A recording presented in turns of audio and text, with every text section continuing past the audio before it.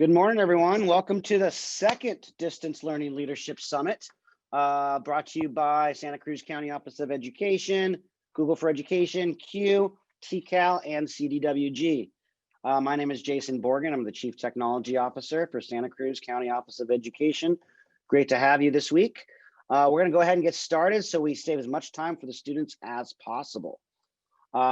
First of all, I want to introduce some folks who made this summit possible, our planning team. And you can see them here, Jason Borgen and Stephanie Samarna from the Santa Cruz County Office of Education. Stephanie, you want to say a quick hi? Yeah, hi everybody, welcome. Happy Monday. Thanks for joining us. Mr. Joe Marquez from CUE.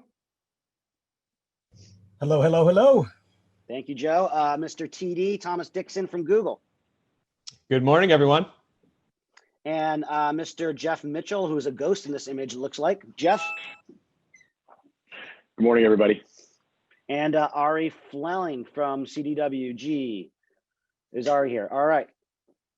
Well, thanks again for joining us. Again, this team has met many times since the last summit in June. We had a summit, 3-day summit in June for educational leaders all around distance learning.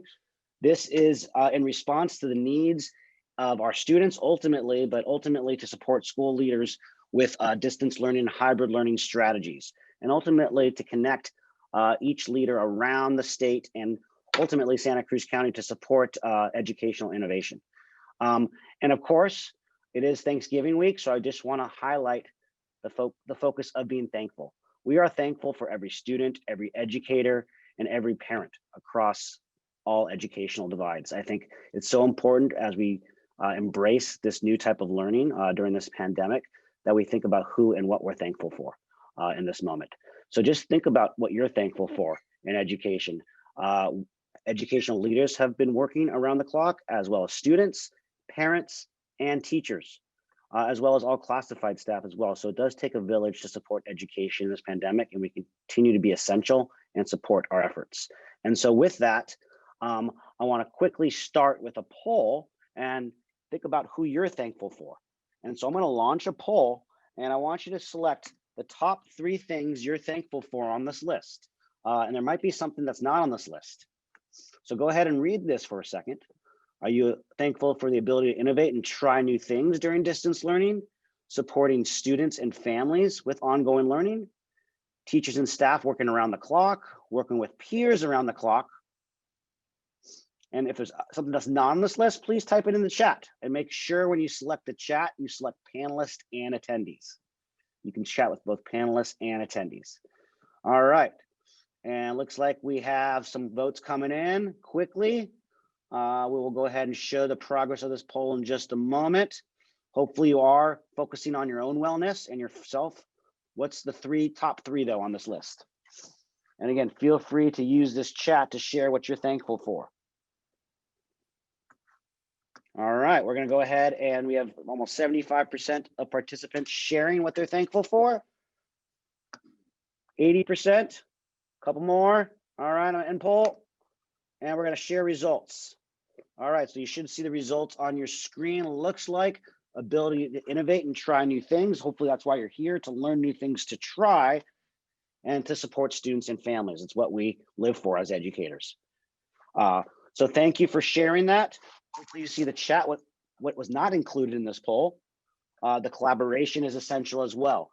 And the ability to support one another, right? We all have a personal learning network to support each other and continuing to do this. It takes a village to really educate our students during the pandemic. So appreciate the support and all the colleagues who made this event possible and the collaboration efforts of this group.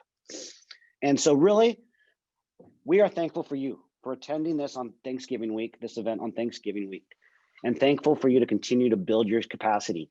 I know we've all been on one too many Zooms these days, but you're here to continue the learning. So thank you, and thank you to the students for being here and taking a moment outside their studies and their work to share their perspectives on distance learning today. And with that, I want to introduce someone who I am very thankful for, our County Superintendent of Schools in Santa Cruz County, Dr. Ferris Sabah. Dr. Sabah? You're on mute, Ferris. Thank you so much, Jason, and thanks to everybody for joining us here at the second Distance Learning Leadership Summit. You know, as we reflect on the many things we're grateful for these days, we'd like to express our deep appreciation and gratitude for our school community. Parents, teachers, support staff, administrators, and especially our students have epitomized resilience and innovation in these difficult times. Our school communities have been working hard for the last few months, you know, working on developing those resources, that alignment, building in-person services, creating outdoor spaces, developing programs and supports around social emotional wellness. We're redesigning our schools to integrate new teaching and learning modalities with health protocols in our educational system. We've done things that we never thought we'd do. I'd never thought that we would have in our building at the County Office of Education a surveillance testing system for a communicable disease. These are trying times, and we have to continue to adapt and kind of embrace the challenges that we're facing to be able to do what's best for our students. We're also working really hard to erase the digital divide in our community. I know that we're going to continue to pivot and that we have to do everything that we can to ensure that all our students are safe and they're receiving the very best learning experiences, as well as those social and emotional supports that they need to be successful now and in the future. So we're really proud to be a part to promote these leadership opportunities, to continue to provide students and our staff to help build capacity in our leadership in all locations. And we're so excited to have people not only from Santa Cruz County, but from all over California and all over the nation here with us. And so excited to share some ideas to learn from you and to continue to work hard to be able to build these supportive learning environments for our students. We're really fortunate to partner with some amazing organizations like CUE, CDWG, and Google for Education, and they've been amazing partners in supporting us in this effort. Now it's my honor to introduce the Director of Academic Innovation for CUE. Please welcome Joe Marquez. Hello, everybody. Thank you so much for joining us here today. You know, we believe in this leadership summit so much because we believe in leadership, and we believe in strong leadership helps to mitigate learning loss for all of our most important individuals, and that's our students. And through the partnership of CUE and Santa Cruz Education, we absolutely want to make sure that we are a partner in your community, a partner with your staff, and CUE strives to make sure that we are working in collaboration for engagement and effectiveness of technology in education. So thank you so much for joining us here today. We know you're going to have a phenomenal time at the summit, and I'm envious of all the learning you're going to get to do. And now I'd like to introduce one of my friends. You know, my previous role was an education strategist at CDWG, so I know they are a phenomenal organization. Jeff Mitchell, please take the stage. I'll try to match Joe's level of enthusiasm, which is always hard to do. But Joe, thank you for the kind words. I appreciate it. Definitely looking forward to helping support this, guys. My name is Jeff Mitchell. I am a technology consultant for CDWG for all of our K through 12 schools here in the Bay Area.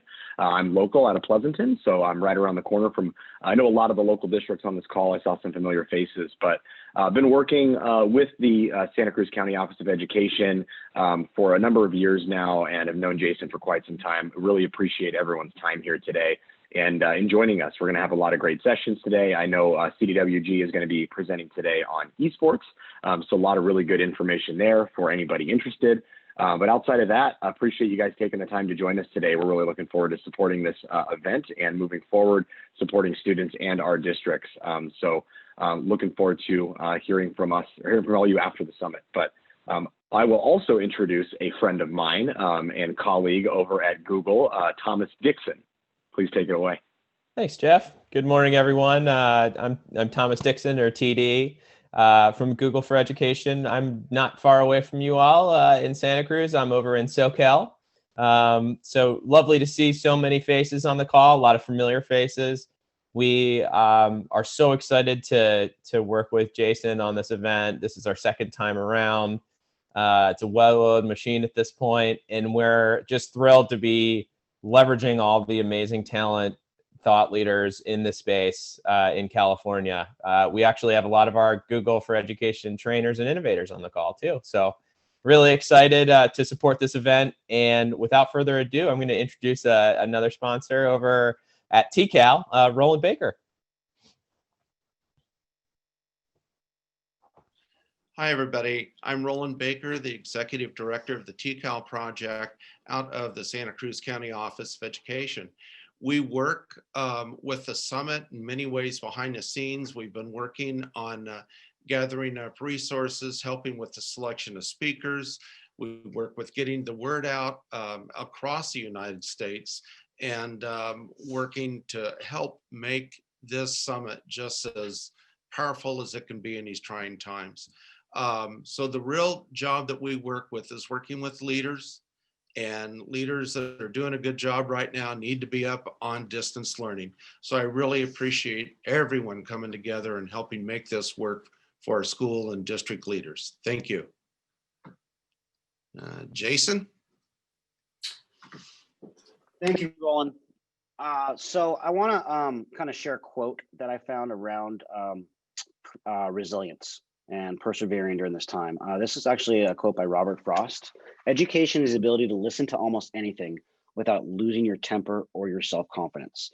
So as we go through month 7 or month 8 of this pandemic and continue to pivot, we continue to push forward and move forward. And that's what leaders do, and that's what good educators do. No matter what is in front of us, we continue to push forward. And that's hopefully why you're here today, to continue to push forward and learn strategies to refine our educational practices.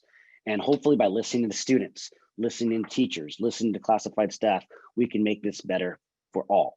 And so I know we've all have ups and downs during this pandemic, but let's continue to push forward and do our best to model good practice for not only ourselves, our families, but also the educational community. And so with that, let's kick off our summit, with our road to 2021. We're only about a month away or so to 2021. Who's ready? Anybody ready for 2021? I know I'm ready to end 2020, so our ability to push forward, it's been a bumpy road to 2021, but we're almost there, and hopefully things are on the rise. How can we continue to use our strategies and what's worked on distance learning to improve education post-pandemic? Hopefully you'll learn some strategies this summit, as well as helping to move forward to 2021, ultimately my retirement year, 2035. I do want to give it off to Stephanie, who's going to introduce the next 2 days. So Stephanie. Thanks, Jason. I didn't know you had an end date in mind. All right. Jason never ceases to find a good quote to inspire and kick us off for the morning. So I really appreciate that. We have, like everyone has shared, 2 days with 2 amazing themes, hoping to push you forward into 2021 and beyond. So our first day today is centered around engagement, including how do we engage students, families, and staff. And then our next day is centered around innovation. And so Jason is navigating over to our website, back to the slides, I guess, because so this is a little bit of an overview of a schedule at a glance for what the 2 days look like. So we're starting with our kick notes, which are daily via live stream. And then we have 2 breakout sessions at 9:50 and 10:40. And the sessions repeat. So if there's a session that you're looking at and you aren't able to make it the first time, don't forget that they repeat the second time around. And our day ends with one of the most powerful parts of the day, which is a chat about, when we get into groups and we talk about the reflections and the learnings from the day and share out ways that we're going to take back the innovation back to our classrooms. And then if you ever are stuck during the day, there is a help desk with links in the schedule page. And if you want to join our Remind Classroom at DL Summit, you can text 81010 for updates and ongoing learning. And at the bottom of the page, there is a link to our website. And that is where you can find all the links for the sessions for the 2 days. So this is a screenshot of our Distance Learning Leadership Summit website, leadership.santacruzcoe.org.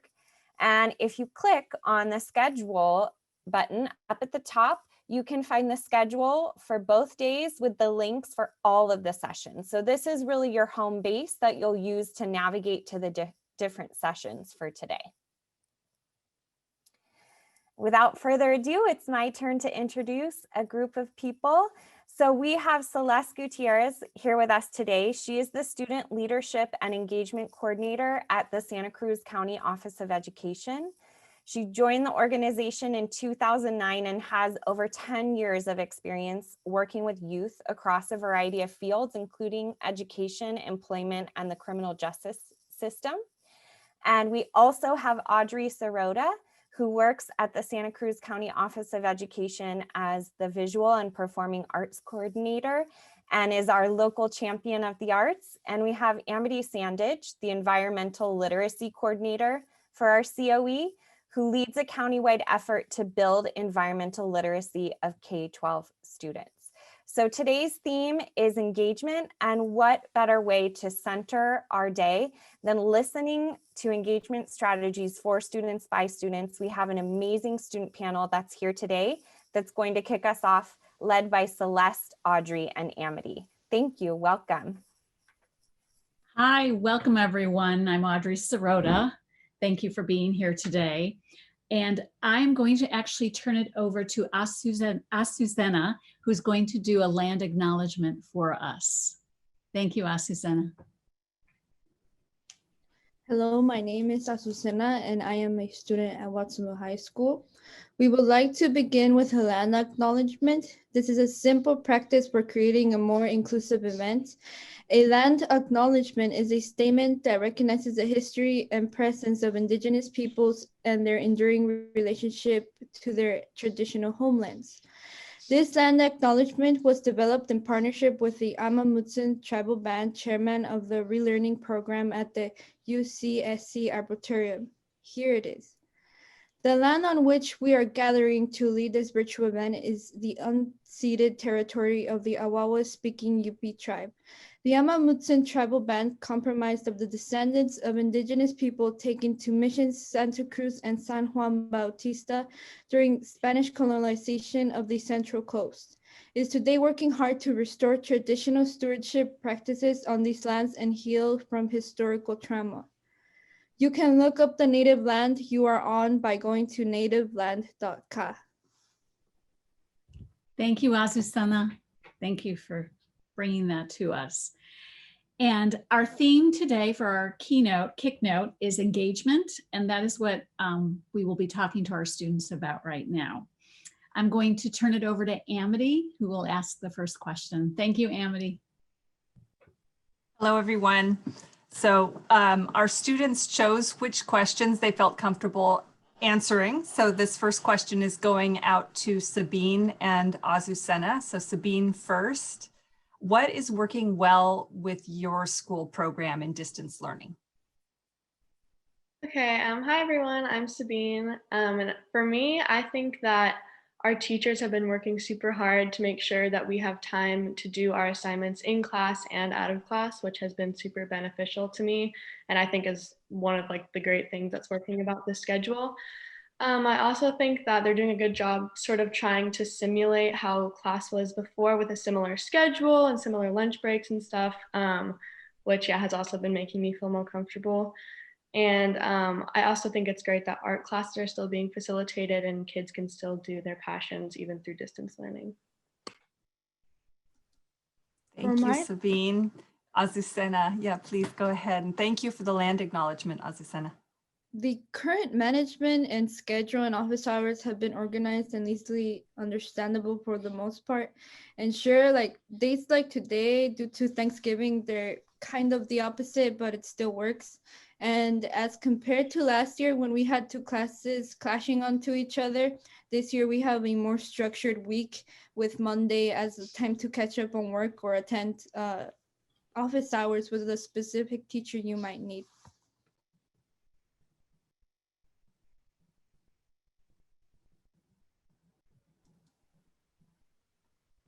Thank you, Azucena. I'm going to ask the second question, and Lemmy will answer it for us in a moment. Lemmy, what's been helpful to you during COVID? And this could be something socially, emotionally, academically, or artistically that has impacted you. Something that's been helpful to me during COVID is my aerial silk, which is a form of aerial acrobatics, which is trapeze. And projects has also been helpful to me during COVID. I am making a doghouse for my dog with my dad, and that's something I can do after school when I'm done with my homework, and it's something to look forward to. I also do art projects with my little sister in the morning before our Zoom meetings, and art puts me in a good mood, so it puts me in a good mood for my Zoom meetings. And my parents and I also made a mental list of silver linings that happened in COVID. Some examples are spending quality time with my family, exercising more because I do my aerial silk, and I go on long hikes and long dog walks. And another thing is we wouldn't be able to go to the Kukua Festival, which is a music festival that usually happens in Hawaii, but this year it was virtual, so we got to go to it. It's a music festival for one of the singer-songwriters I like, named Jack Johnson. And in terms of schoolwork, having band as one of my first classes and learning the flute has helped me stay motivated. Thank you, Lemmy. Appreciate your answer, your thoughtful answer. Thank you. Thank you. I was just reading the questions in the chat. Sorry about that. Hi, everyone. Celeste. This question is for Carolyn. Carolyn, what is something you would like to change with distance learning? Yes, something that I'd like to change with distance learning is to have more consistency and communication across my classes. That way the teachers, or the majority of my teachers, would be more understanding with giving extensions on projects. And then also I'd like it if more of my teachers used in-class time for interactive activities rather than the sorts of activities that might have been more suited for in-person learning. And another thing I would appreciate seeing more across my classes would be teachers respecting students' boundaries a little bit more. So I see that as them letting us leave the Zoom room on time, as well as giving us a reasonable workload and enough time to complete that work.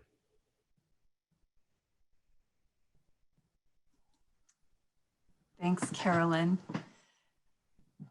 The next question is going to go out to both Juliana and Fernanda.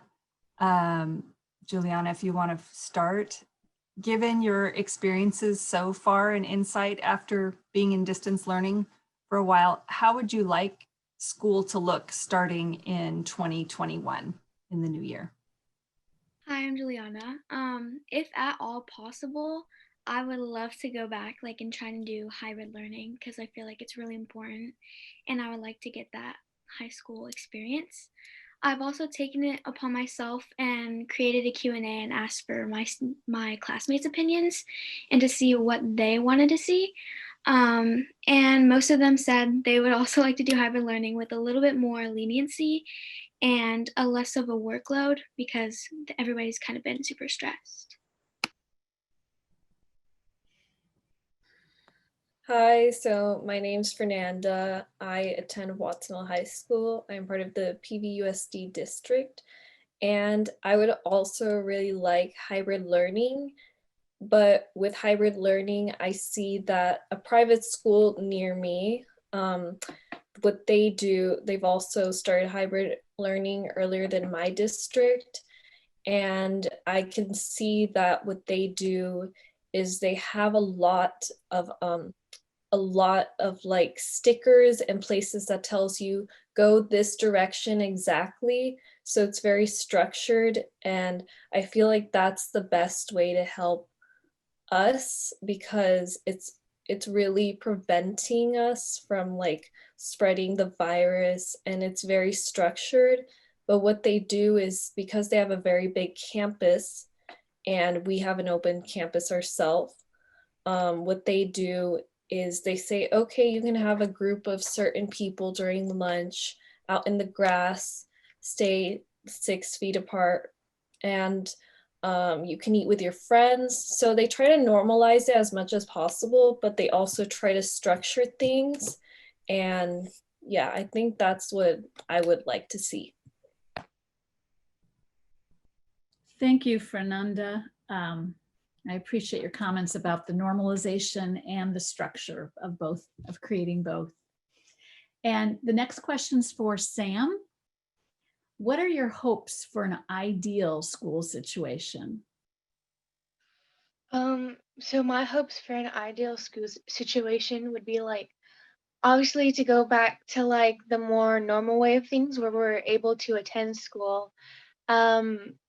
Also just kind of go back into the way of things, but also be more lenient with the way that we also change things. So if we were to hopefully, and when we do transition from social distance learning, and when we are finally able to go back to school physically, that we are able to incorporate some of the things that we have learned from social distance learning and incorporate into our new schedule and our new way of things, but also just making sure that when we are going, hopefully, and when we do go back to school, that they are also keeping in mind the safety of the students, especially with the virus, that when we go back, and hopefully that they will take into account the measures that will need to be met, and yeah, just be able to go back into school smoothly. Thank you, Sam. Thanks, Sam. The next question is for Sabine. Sabine, will you please tell us the best way to get information you need to get support and help if you need it? Yeah, so personally, I think that email works just fine for me. I think some other students sort of feel like they never use email, which is a problem for teachers and stuff like that, but email works great for me. I also think that I feel very like supported when my teachers are sort of actively considering the circumstances when giving out assignments or dealing with like flexibility of due dates and stuff like that. I always feel like when I can tell that they really do care about our individual situations, that's when I feel the most supported. I also think that something that works really well for me is when teachers go over stuff visually and audibly. So that really simulates being in school for me and is super helpful to me. So yeah. Thank you, Sabine. And I know that we have 4 questions in the question box, and I believe one of the students is answering it, like typing it out, but I don't know if anyone else, if you would like to answer one of the questions live. If not, you can also type the answer. Celeste, could you read one of the, like start with the first question? Thank you. The first question is, may a weekly schedule be shared?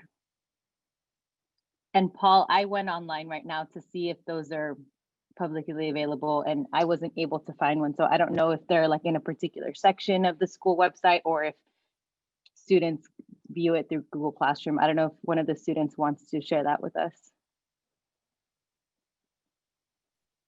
So if one of you would be willing to share what your like weekly schedule looks like approximately, like what you do day to day.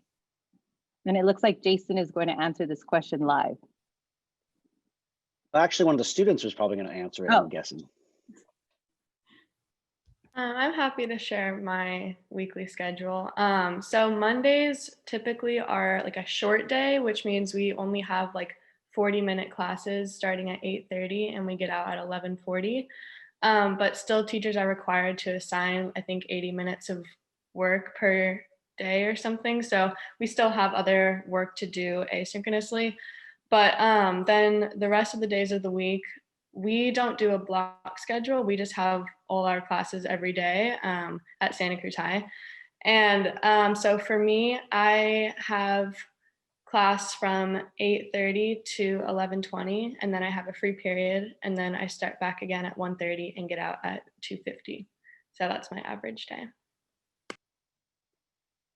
And then Sabine, would you comment about how much homework or asynchronous time of work time you have after that? Yeah, so I'm a junior and I am enrolled in some advanced placement classes, but for me, it's not always super consistent, but I normally have like 2 to 3 hours of extra work after class. But that's for all 3 of my classes. So I wouldn't say it's over the top, but also for the circumstances, sometimes it can be overwhelming. But I would not say that it's too much all the time. And is there anyone else who would like to answer that question of how your week kind of plays out? And if there's an overwhelm factor or if you feel like it's manageable. And you can speak for yourself, but you can also speak for your peers, your friends, and what they're going through.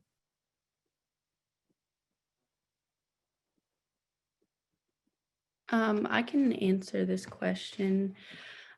So at the school I go to, we have this 2-week rotation where we take 3 classes for 2 weeks, and then we switch to our other 3 classes for the next 2 weeks. And we start at 10 and then finish at 2:40 with about an hour of in-session Zoom meetings for each class. And for me, this new rotation where we're hyper focusing on 3 classes for 2 weeks has been helpful in some ways, but I've also found that teachers feel more pressured to fit all their material into that shorter period of time. And we end up having a lot of our tests and projects due on the same day. Additionally, it's very difficult to catch up when I get behind in any of my classes. Thank you for sharing that, Carolyn, how tricky that can be. Celeste, do you want to read another? Yeah. question? The next question is, what would be a piece of advice you would have given your past self in July before you started? And I'm going to guess this is before you started distance learning in the school year 2021. Oh, go ahead. Sorry. Sorry. So I can answer this one, and I would tell myself probably to definitely not procrastinate. And even though this is online and it's easier to get away with stuff like sleeping in instead of actually paying attention to your classes, I would just tell myself it's really going to benefit you at the end of the day, and it's going to make your life easier to attend these classes. And just to make a schedule, plan what you're going to do for the week or for the day, and just don't be lazy. Thank you for your honesty, Fernanda. And there was somebody else who wanted to answer this question as well. Juliana. Juliana, thank you. Yeah, a piece of advice I'd give myself is pretty similar to what she said, is to not slack off, because once you get into like a deep hole of missing work and just like getting more work like put onto you, it's really hard to have any type of motivation and to really like dig yourself out and get your grades back up. Thank you, Juliana. Did anyone else want to address this? I have one thing to say about this, because I also sort of have struggled with this concept myself, and that's really like deciding for yourself what you want or where you want the line to be drawn between like what's home and what's online school. Like you might be sitting in the same spot the whole day and might be home the whole day, but still taking time to have that like comfort at home and separate it out, maybe go outside and take breaks and not like sit at your computer for 8 hours at a time and really take care of yourself, because this is extreme situations, and I think that self-care is very important in this time. Thank you, Sabine. And our next question is, what makes you want to come to class during distance learning?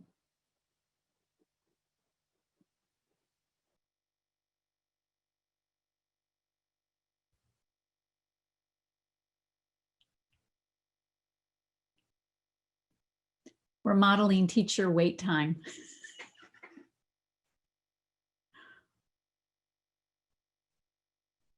I can answer this one. One thing that really makes me want to go to class is getting like a sense of normalcy, and I don't know, just to feel a little bit normal and feel like I'm actually in class and to actually be motivated and want to do the work. So that's one of my main reasons. Thank you, Juliana. Others? It's totally fine to take some time to think since you didn't have these questions ahead of time.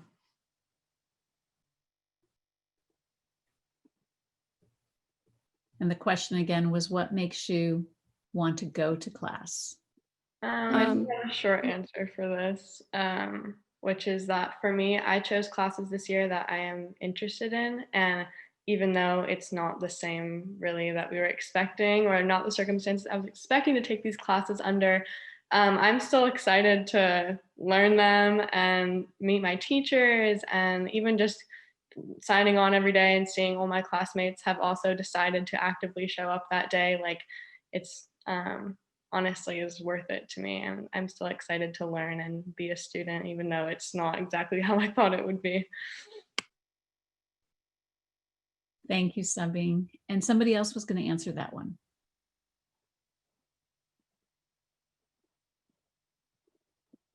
Yes. Thanks, Nan. So I just feel like for me, being able to attend the classes just makes me feel more involved and more motivated, so that every time that I do log into my class and see the my teachers' faces, it just makes me feel more motivated to like get my work done and be able to like really pay attention. Even though I may not be getting most of it, most of the content, or just feel, a little tired from the day before, I really like try to do my best during classes and really just try to like benefit and make the most out of that time. Thank you, Sam. And Lemmy also wanted to answer this question. One thing that makes me motivated to go to class is seeing my friends in class, and also seeing my teachers, because I like most of my teachers. And sometimes the things we do in class I really like. So yeah. Thank you, Lemmy. And Celeste, another question. Yeah, and I also wanted to mention there are some questions that have been answered by students by typing them out. So if you're interested in reading them, I highly encourage you to read them. The next question, because I can see someone's typing an answer to one of the questions that I'm going to ask, is what aspect of distance learning do you find the most supportive, and what aspect of distance learning do you feel could be improved to support your social, emotional, and academic learning?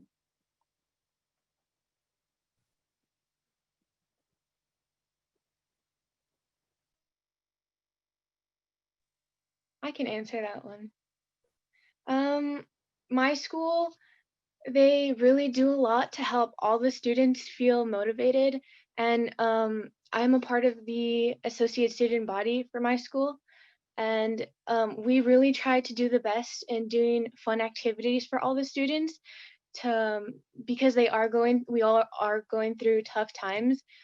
So we really just try to do the best to have like really fun activities such as dress up days, and also offering students help who need it, such as time management.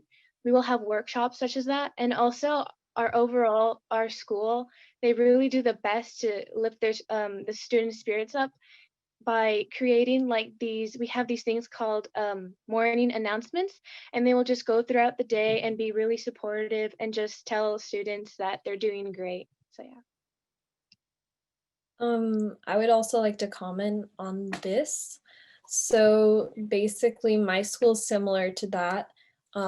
But so what the administrators do is that they have, Mr. Gregorio's day, Mr.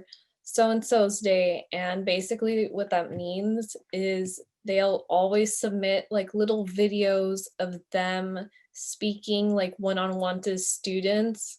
And they'll say, okay, today we're going to do, you know, a meditating exercise. Or one of my school's assistant principals, what he does is he goes around the school and he tells people like, here's, you know, the administrator's office. And it's kind of like vlogging if you haven't seen it. And I think it's really cool because, you know, they're sort of like normalizing it. And we also, yeah, they're just fun and goofy. And I think that's what really helps students. Thank you, Thank you. Wait, that was Fernanda. Fernanda. Thank you.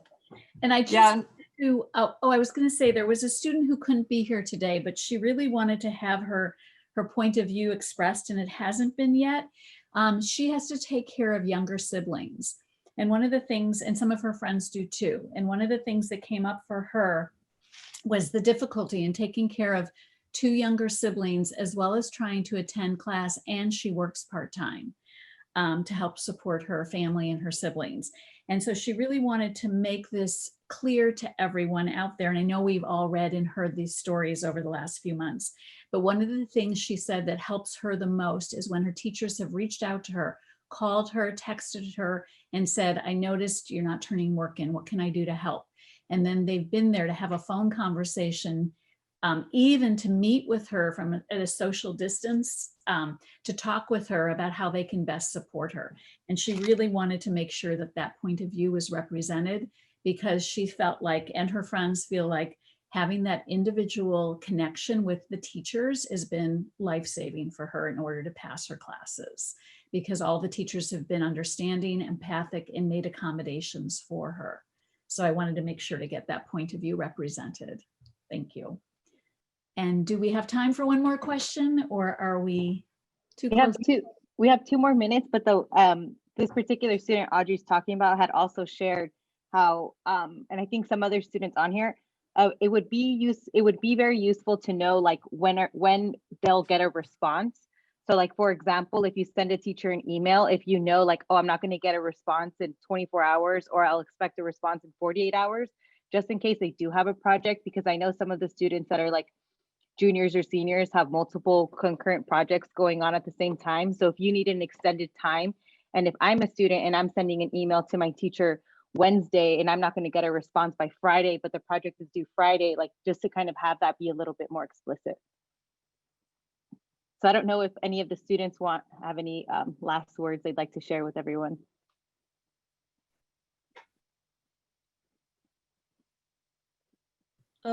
Actually, I do. So what most of my teachers do is they use this one app called Remind. And basically what it does, it texts out. So I saw someone mentioned earlier that most of their peers don't really use email. So what a lot of teachers will do is that they'll send out like a little notice that says, this is due, or how can I help you? And you can text them back and say, hey, I'm not able to, you know, complete this assignment by today. Can you give me more time? And that's something that's really helped me, because there's been a lot of times where my internet is, for whatever reason, not working.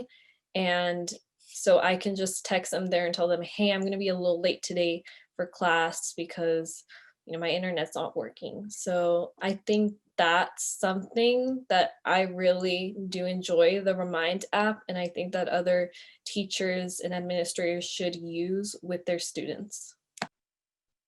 Thank you so much for sharing that, Fernanda. And I know we're out of time, and I just want a big round of applause. And thanks to our students for being here. And for those of you who would like to join us the next session, it's a choice to come back and talk some more with our students. So thank you so much. Really appreciate it. Thank you, students. Great job. It's great to hear your perspective and get your voice on the table. We always appreciate the voice, and it helps drive our decisions as educational leaders. So thank you all. Thank you, Audrey, Amity, and Celeste, for facilitating that wonderful conversation. They do have a breakout session. We're going to continue some of the conversations you heard earlier, so you can check that out. We just put the link in the chat where you can see today's schedule and get access to the Zoom links directly.